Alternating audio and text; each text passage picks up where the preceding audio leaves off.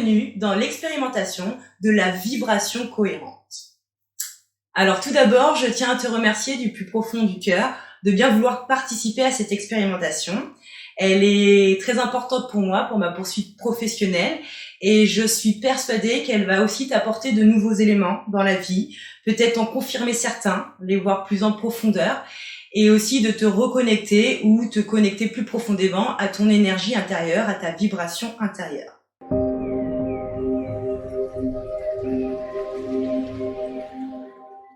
Voici la problématique. Orientation naturopathique, vibrer en cohérence pour optimiser la force vitale. Donc, en effet, j'ai décidé d'aborder la naturopathie d'un point de vue énergétique. De quel type d'expérience il s'agit ? Je te propose en fait une expérimentation basée sur une méthode de fond, qu'on peut appeler aussi protocole. Elle est construite sur 3 pratiques majeures. La première pratique proposée, c'est l'EFT, Emotional Freedom Therapy. En français, ça veut dire technique de libération émotionnelle. Ensuite, je propose de mettre en place des exercices de respiration consciente. Et enfin, de la méditation guidée. Cette 3e pratique apparaîtra en 2e partie dans la phase 2. Sur cette méthode de fond viendront se greffer des outils secondaires qui sont des outils de prise de conscience tels que des vidéos, des lectures ou encore des outils de prise de recul. L'expérience, elle s'applique sur 3 phases qui se déroulent en 21 jours et elle est ponctuée par ces vidéos que je posterai chaque lundi sur le groupe Facebook La Vibration Cohérente.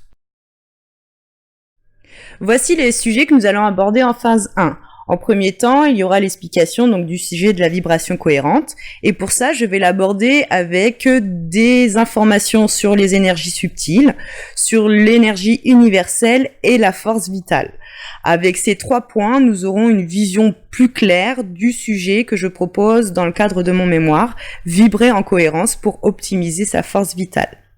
En second temps, nous ferons un point donc sur l'expérimentation que je te propose d'appliquer chez toi les 7 prochains jours et nous découvrirons les outils offerts dans la box Vibration cohérente.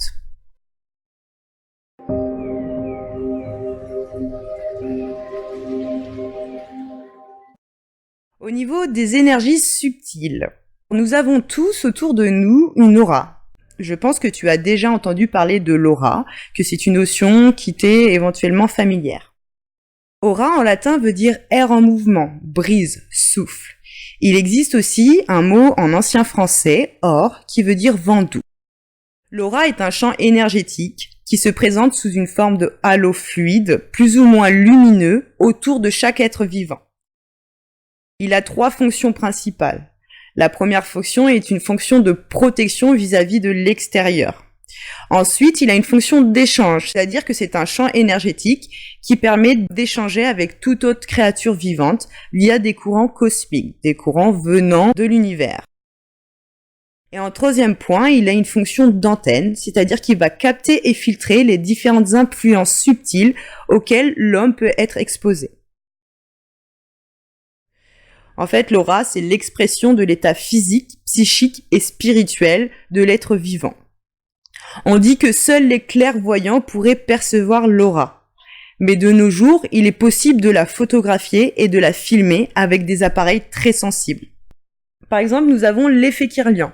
C'est un procédé photographique qui a été découvert accidentellement en 1939 par le technicien russe Semyon Kirlian. Ces clichés, en fait, ils montrent un halo lumineux autour des objets. Comme on peut voir sur l'image, les 2 mains ont clairement un halo lumineux bleu qui entoure les doigts et la paume de la main. Depuis, le professeur Konstantin Korotkov, à l'université médicale de Saint-Pétersbourg, a mené des études approfondies sur l'effet Kirlian. Ces recherches, elles ont montré que les empreintes expriment en réalité une excitation électrique des gaz qui sont diffusés par la peau humaine, ce qui donne ainsi un effet couronne. Donc l'effet qu'on appelle couronne et aussi les différentes flamèches qu'on peut voir sur l'image de la feuille, en fait, ça fournit des informations importantes à propos de l'état de santé physique, psychologique de la personne testée. On peut voir sur l'une des 2 photos qu'une partie de la feuille a été déchiquetée ou abîmée. Pourtant, on voit encore ce halo fluide lumineux autour de la feuille et en particulier de ce petit bout abîmé de feuille. Donc l'aura est présente, même si un élément est détérioré dans la matière.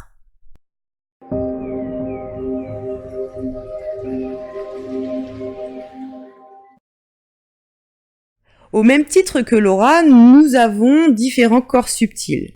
Ce sont des champs auriques qui se développent en zone d'énergie et qui recouvrent le corps physique tel un manteau en plusieurs couches d'épaisseur. En fait, l'homme possède 7 corps différents qui correspondent à des dimensions et qui reçoivent du plus subtil au plus dense. Le subtil, c'est ce qu'on ne palpe pas et la densité, c'est la matière. Le corps éthérique, au même titre que l'aura, a des fonctions de réception, d'assimilation et de distribution. Il va recevoir, assimiler et distribuer le prana. Le prana, en sanskrit, veut dire souffle vital.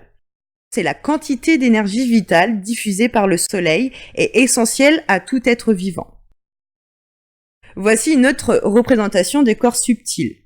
Alors, il ne faut pas s'attarder sur les appellations parce qu'il y a plusieurs écrits et différentes façons de les percevoir. Le principal, c'est de retenir que nous sommes pas faits que de matière, pas que de densité, mais nous avons aussi ces couches, ce manteau énergétique qui nous entoure.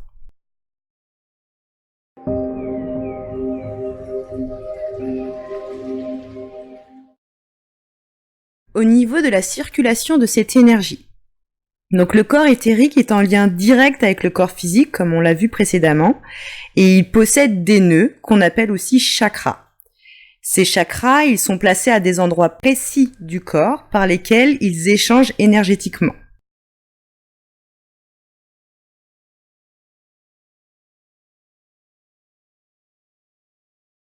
Toutes ces énergies, elles circulent et traversent le corps en suivant des méridiens, qu'on appelle aussi nadis.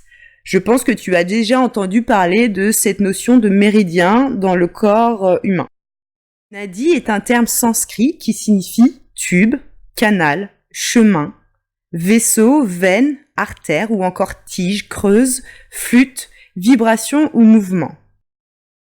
Il y a environ 72 000 nadis dans le corps humain. Ils pénètrent et entourent le corps comme une toile d'araignée. Ils permettent donc la circulation du prana, qui est l'énergie vitale, et assurent en fait l'entretien du corps, de sa sensibilité générale et de son mouvement.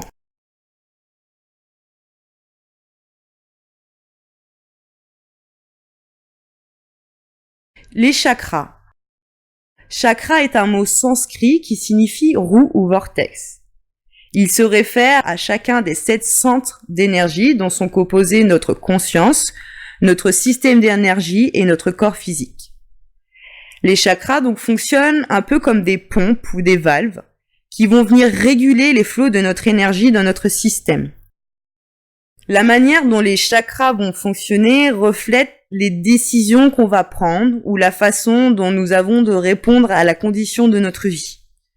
Les valves, elles vont se fermer ou s'ouvrir selon les décisions, les pensées, mais aussi les émotions, les filtres perceptuels que nous avons de la vie. Donc pour récapituler, nous avons 7 chakras principaux que nous retrouvons le long de la colonne vertébrale. Ils captent, transmettent et émettent l'énergie. Ensuite, nous avons des chakras secondaires au nombre de 12. Puis, il existe aussi des chakras tertiaires. Ils sont en fait rassemblés sur le trajet des méridiens et ils sont assimilés à des points d'acupuncture. Alors, comment fonctionne la relation énergie et corps physique ? Les chakras interagissent directement dans le physique grâce à 2 véhicules principaux. Le premier est le système endocrinien, c'est-à-dire le système hormonal, et le second est le système nerveux. Donc chacun des 7 chakras majeurs est donc associé à une des 7 glandes endocrines, ainsi qu'à un groupe de nerfs qu'on appelle plexus. Les chakras ont pour rôle de distribuer l'énergie dans toutes les parties du corps, des énergies puisées dans le corps, dans l'environnement et dans l'univers. Ils sont aussi l'intermédiaire entre le corps et l'esprit. Ils vont mettre en relation les différents systèmes de l'être du point de vue biologique, énergétique, émotionnels et mentaux, pour former alors un tout. Comme on voit sur l'image, la roue, le vortex du chakra primaire, transmet l'énergie via les méridiens, donc les chakras secondaires, puis des points d'acupuncture, les chakras tertiaires, qui vont transmettre un message bioélectrique au cerveau, qui lui va transformer ces informations en messages biologiques, c'est-à-dire en hormones, et le transmettre aux glandes et aux organes du système endocrinien. Les chakras sont en constant mouvement, c'est-à-dire qu'ils sont en rotation, ce qui permet à l'énergie d'être absorbée vers l'intérieur. Donc les chakras tournent dans un sens ou dans un autre en fonction de notre état.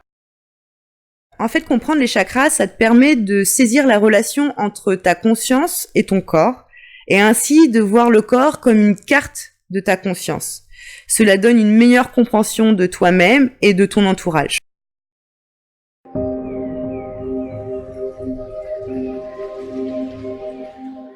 L'énergie universelle, c'est une énergie qui représente la vie. C'est celle qui contient et crée la vie. Elle est en nous et tout autour de nous. Nous sommes tous constitués de cette énergie. C'est une énergie intelligente, elle est formée d'informations qui vibrent et se déplacent. C'est une énergie qui a une force et un pouvoir encore peu connus.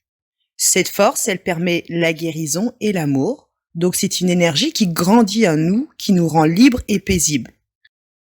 Elle peut néanmoins être utilisée pour le mal et la destruction, de manière consciente ou inconsciente. C'est une énergie gratuite, c'est une énergie présente dans les sentiments, les pensées, les besoins, ainsi que dans les croyances inhérentes et l'essence spirituelle. La majorité des énergies dans le monde ne peuvent pas être vues, ni entendues ou encore touchées par les 5 sens typiques. Pour accéder à cette énergie universelle, il faut un émetteur qui se connecte à cette énergie, puis la transfère à un récepteur en lui ouvrant les chakras.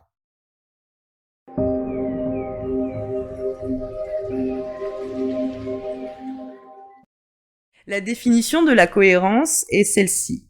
Harmonie, rapport logique, absence de contradiction, enchaînement des parties du tout. Les synonymes du mot cohérence sont les suivants: liaison, harmonie, rapport, connexion. Donc l'énergie cohérente est présente dans les sentiments, les pensées et les besoins et nos croyances.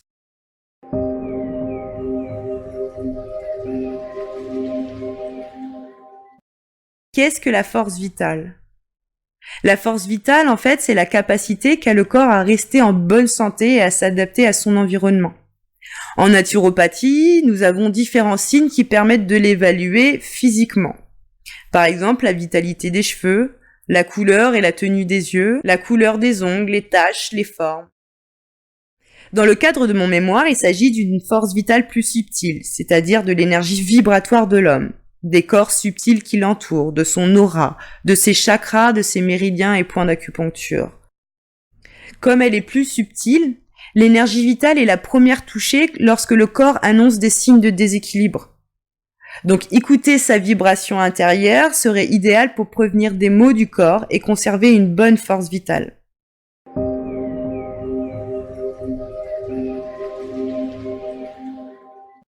L'expérimentation. Voici le protocole que je te propose de suivre les 21 prochains jours. Comme je te l'ai déjà expliqué, c'est un protocole évolutif. Il y aura donc des pratiques qui vont arriver en cours de parcours. Le EFT qu'on retrouve en phase 1, 2 et 3, la respiration en conscience qu'on retrouve également en phase 1, 2 et 3 avec une évolution entre la phase 1 et 2, et enfin les méditations guidées qui, elles, sont intégrées en phase 2.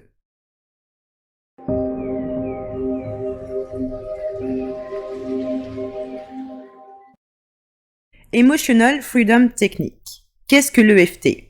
En fait, l'EFT, c'est une technique de libération émotionnelle. C'est une thérapie qui est basée sur les méridiens. Ce sont donc les canaux corporels énergétiques dont on parlait précédemment.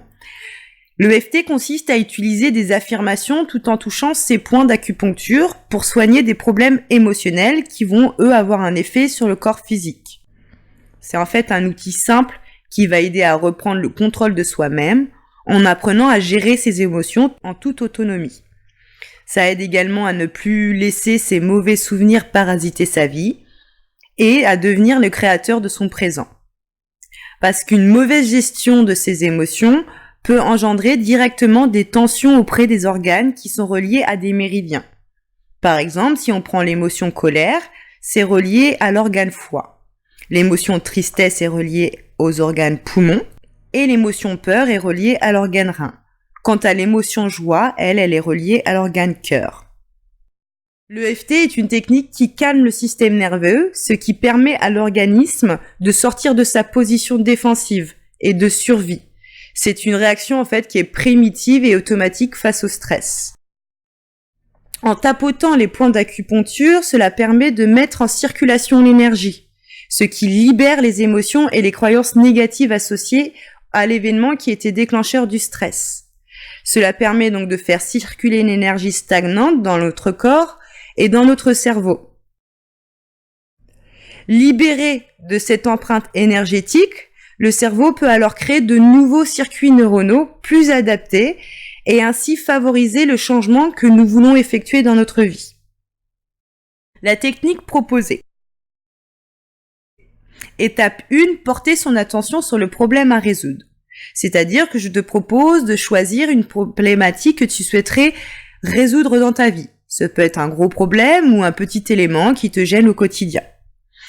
Le fait de porter son attention permet d'activer les turbulences énergétiques qui sont en lien avec les blocages liés au problème en question.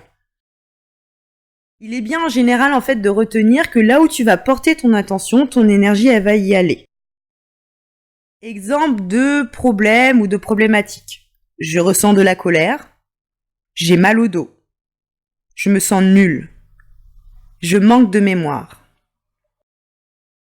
En étape 2, évaluer le degré de souffrance ressentie, souffrance émotionnelle ou physique. Donc là, je te propose, sur cette échelle de 0 à 10, d'évaluer le degré de souffrance que tu ressens par rapport à cette problématique ou cet élément gênant. Généralement, le premier chiffre qui se présente à l'esprit est le bon. Cette évaluation, elle sert en fait à estimer l'intensité de ta douleur avant chaque session de EFT. Ça permet de pouvoir noter le progrès parcouru à la fin. Étape 3. La ronde de tapping. La ronde de tapping, c'est une session de EFT. Il s'agit d'utiliser donc l'affirmation choisie précédemment, en étape 1, en tapotant et stimulant des points énergétiques particuliers sur le corps. Ces points sont directement liés aux organes via les méridiens. En fait, c'est une étape cruciale qui permet d'instruire l'esprit inconscient des changements profonds qu'on le désire effectuer. Je prends l'affirmation, la problématique que je souhaite régler. Par exemple, la colère. Je me sens en colère. Auquel j'ajoute une phrase. Même si je me sens en colère, je m'aime et je m'accepte. Je vais dire cette phrase à voix haute 3 fois en tapotant chaque point de méridien. Il y a 15 points de méridien. Étape 4. Réévaluer le degré de souffrance ressentie. Une fois que tu as fini la ronde de tapping, je t'invite à boire un grand verre d'eau et à réévaluer ton degré de souffrance ressentie par rapport à la problématique choisie. Si besoin, je t'invite à reproduire l'exercice jusqu'à ce que ce degré de souffrance s'atténue. Pour une meilleure efficacité, la ronde de tapping est à réaliser tous les jours. Il est conseillé de garder la même affirmation, la même problématique toute la semaine. Les 15 points méridiens.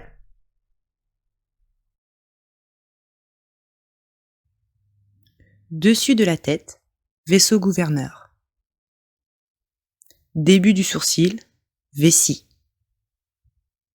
Coin de l'œil, vésicule biliaire. Sous l'œil, estomac. Sous le nez, vaisseau gouverneur. Sur le menton, vaisseau conception. Au niveau des clavicules, les reins. Sous les seins, le foie. Sous les bras, la rate, le pancréas. Les mains. Le coin du pouce, poumon. Le coin de l'index, gros intestin. Le coin du majeur, maître-cœur. Le coin de l'auriculaire, le cœur. Le point karaté, intestin grêle. Puis le point de gamme, triple réchauffeur.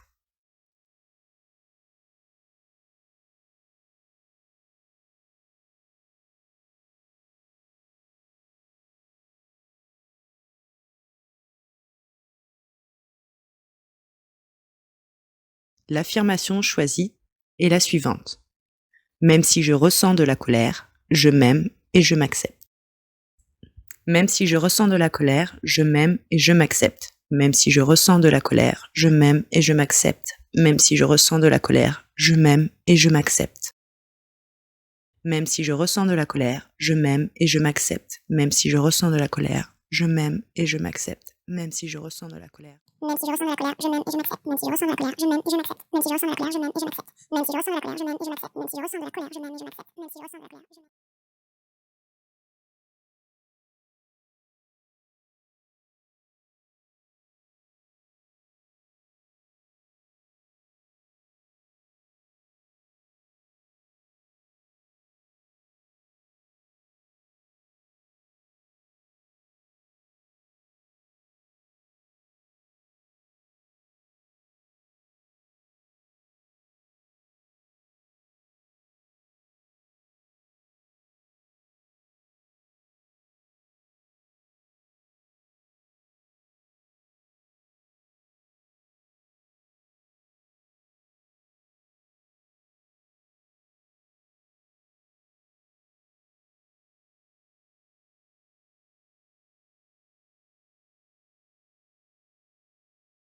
Par expérience, effectuer la ronde de tapping le matin me permet d'avoir une bonne journée par la suite. Si tu le souhaites, il est possible au cours des 21 jours d'évaluer ton évolution. Il suffit de noter les problèmes que tu avais à résoudre, la douleur ressentie de 0 à 10 à l'origine et les douleurs ressenties au cours des semaines et au cours des jours. La phrase stipule toujours que l'on s'accepte malgré tous ses défauts, malgré tous ses problèmes et ses manques dans la vie. Cette affirmation, elle permet de cesser la lutte intérieure un moment, le temps d'effectuer une ronde libératrice. Retiens bien que plus une action ou une expérience est répétée, plus la connexion entre les neurones est forte. De la même façon, les habitudes, qu'elles soient bonnes ou mauvaises, les comportements habituels et les émotions récurrentes contribuent à renforcer les circuits neuronaux dans notre cerveau. Donc si on souhaite changer quelque chose dans sa vie, on le fera avec une méthode qui s'applique via la répétition.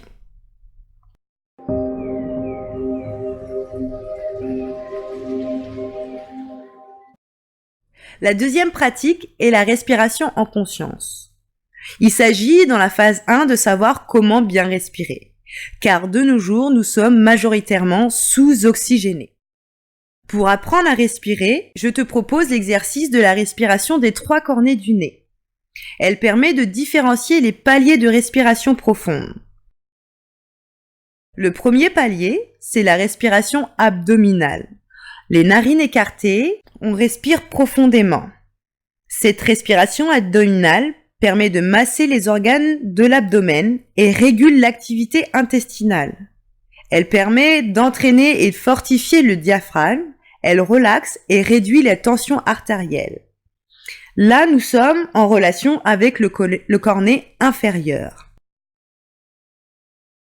La respiration thoracique, c'est la respiration dite classique du quotidien. Elle étire les muscles intercostaux et les cartilages de la poitrine.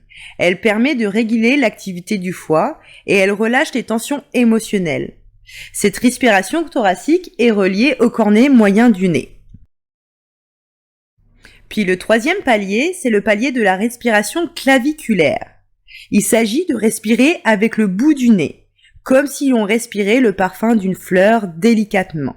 Ce palier de respiration claviculaire stimule le lobe supérieur des poumons qui sont souvent peu sollicités dans une respiration dite normale et cela aide à renouveler l'air de réserve des poumons. La respiration claviculaire est reliée au cornet supérieur du nez.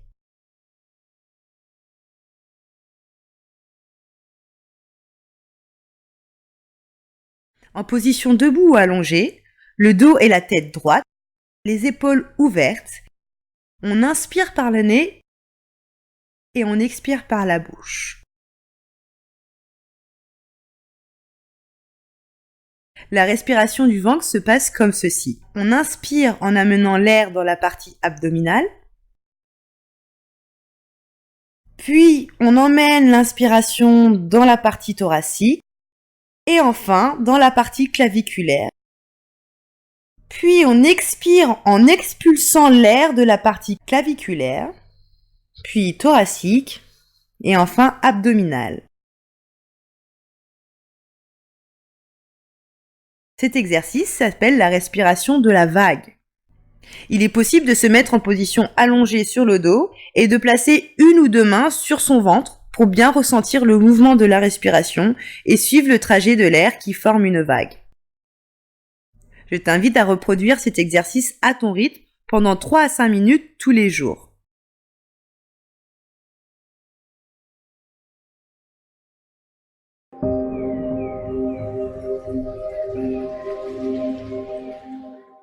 Alors, voici les outils de la box vibration cohérente. Je laisserai une bonne part de mystère par rapport à ces outils, tout simplement parce que j'aimerais que tu les découvres petit à petit par toi-même, tout au long de l'expérimentation et tout au long donc des 21 jours. Alors, je vais quand même les répertorier avec toi. Alors, pour commencer, ici, on a le guide de la vibration cohérente. Donc, on va dire que c'est un peu la pièce maîtresse de cette box. Tu retrouveras toutes les explications que j'ai pu te donner dans la vidéo de cette phase 1, mais également qui seront données en phase 2 et en phase 3. Pour voir un petit peu le contenu, tu vois que je reprends tout le protocole de l'expérimentation avec le FT, la respiration en conscience et les méditations guidées qui arriveront en phase 2. Donc n'hésite pas à t'y référer si tu as des zones d'ombre. Et je présente aussi les outils de la box.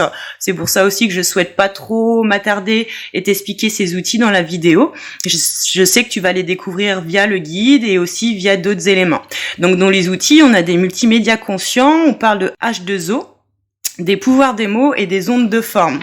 Par rapport à ça, donc les multimédias conscients, tu les retrouveras ici, dans la clé USB vibration cohérente. Je t'ai concocté une série de 7 vidéos, toutes plus intéressantes les unes que les autres. Et ces vidéos viendront compléter donc le protocole, l'expérimentation, le sujet que je t'explique, viendra compléter les explications que je te donne. Et tu trouveras donc beaucoup d'informations qu'autres différents outils qui sont ici. Il faut juste savoir que les outils sont tous choisis, voulus. Il y en a aucun qui est posé là au hasard.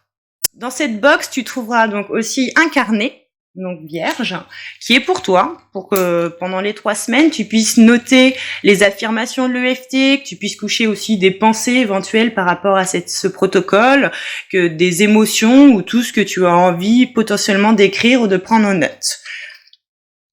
J'ai mis aussi cette bouteille d'eau en verre.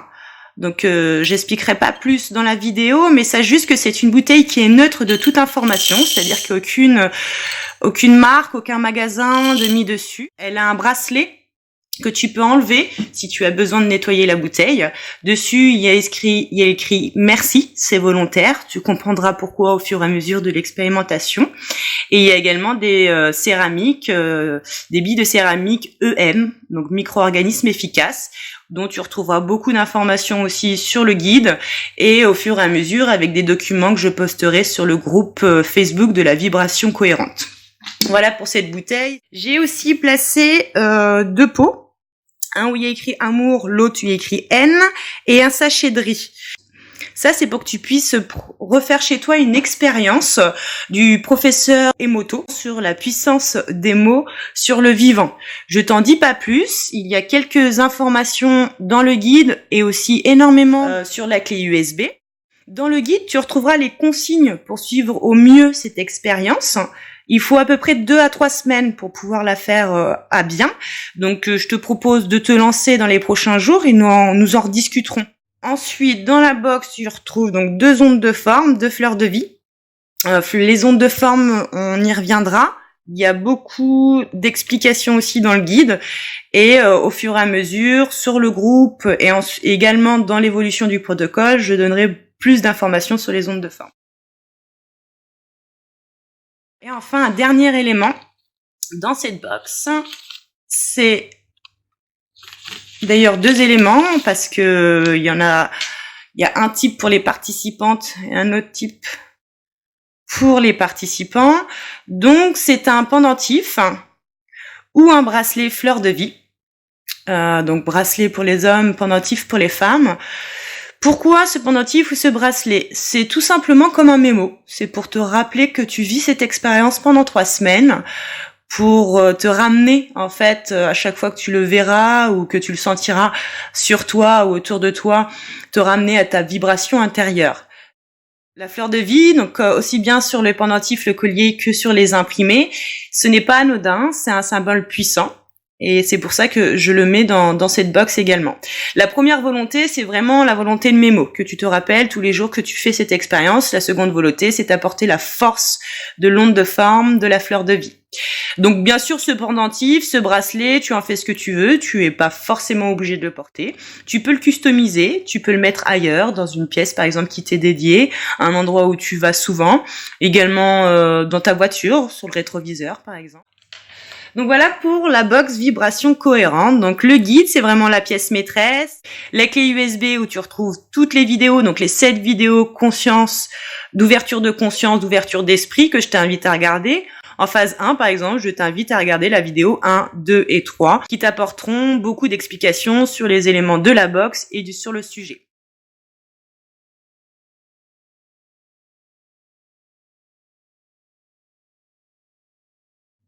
J'espère que cette vidéo de la phase 1 t'a parlé, elle a été assez claire pour toi pour te lancer dans les protocoles les 7 prochains jours. N'hésite pas à m'appeler, à m'envoyer un SMS ou un email si tu as des zones d'ombre ou si tu veux échanger sur le sujet. En tout cas, je te souhaite une merveilleuse expérience de la vibration cohérente. Namasté.